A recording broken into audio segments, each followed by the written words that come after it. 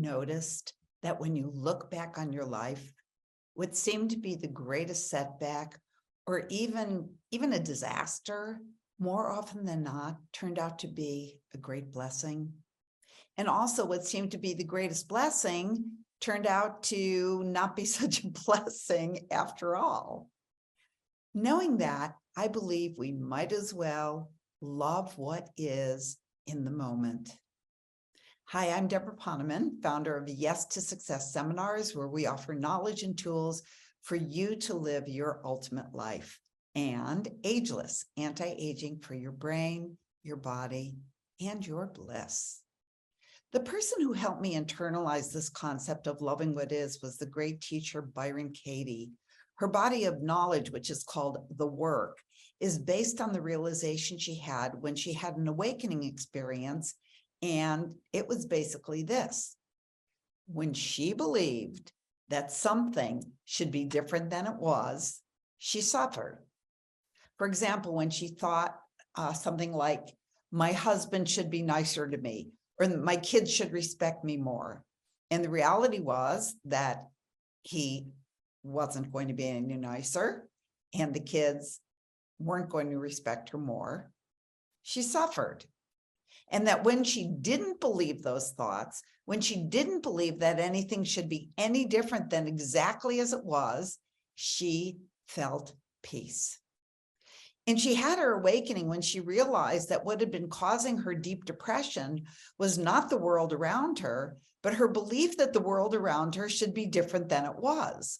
When she had her awakening, she saw that there really are no mistakes in the universe. Katie says that through the lens of our own self-inquiry, we can have true peace. She believes that our attempt to find happiness is backwards. Instead of hopelessly trying to change the world and the people in it to match our thoughts about how they or it should be, we can instead question our thoughts.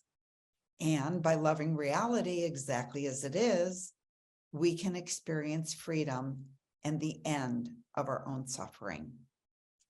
You know, one way her work has always helped me through tough times is by my asking the simple question that she taught me to ask, and that is, how do you know that this is supposed to be exactly the way it is? And the answer is, because it is. If you argue with reality, you will always lose, but only 100% of the time. She shouldn't have lost that election. Well, how do you know she should have lost that election? Because she lost. If she shouldn't have, she wouldn't have.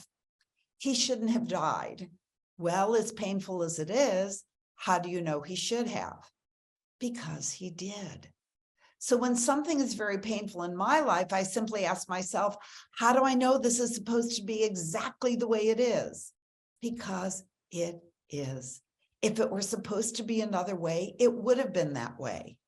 It makes life a lot easier if we can really rock this one, like really internally get it.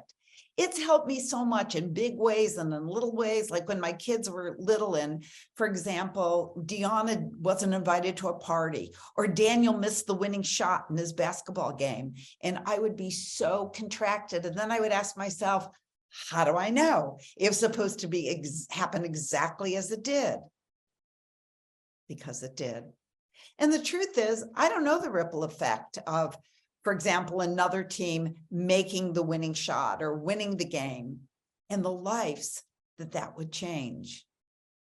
I love the story that Katie tells, that after she had her experience of being in solitary confinement in a halfway house for people who were like mentally unstable, that her family had put her in because she was a dangerously abusive alcoholic and rageaholic.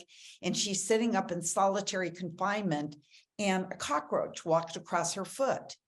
And she looked down at the cockroach, and she spontaneously went into a state of enlightenment, seeing the perfection in all that is, including the cockroach.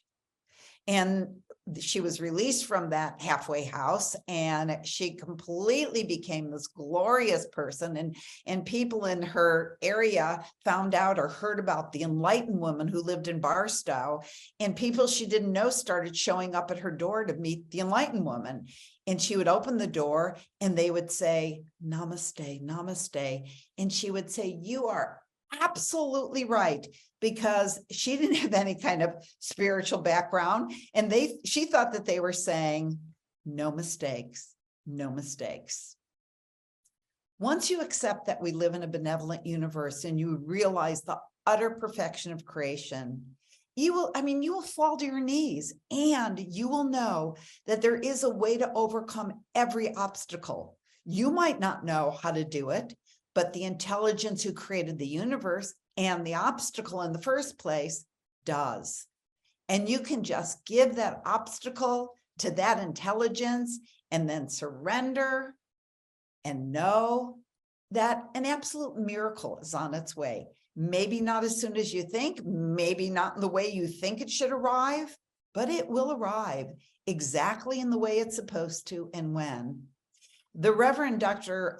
Barbara King, now deceased, was a dear friend of mine, and she was the minister. She was the longtime head of the Unity Church in Atlanta, very famous, large Unity congregation. And in her book, Transform Your Life, she said this, I pulled up the quote. She said, this sense of all rightness may not come the first time we seek it, or even the second. We may feel as though our prayers are not being heard. We may wonder if we're praying correctly, or even if prayer is the thing to do in the given circumstance. At such times, it doesn't hurt to keep in mind the wisdom of our elders, who understood and who were more patient than we seem to be with the workings of God.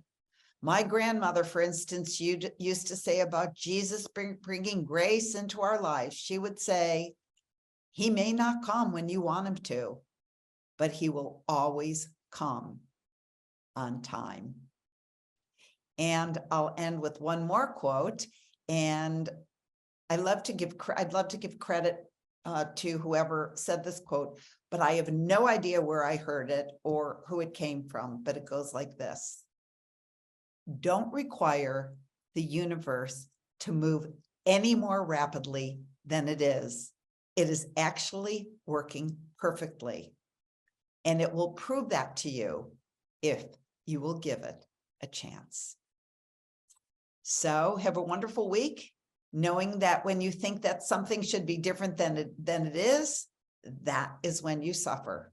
So for our own happiness, it is really best to love what is. Have a great week, and bye for now.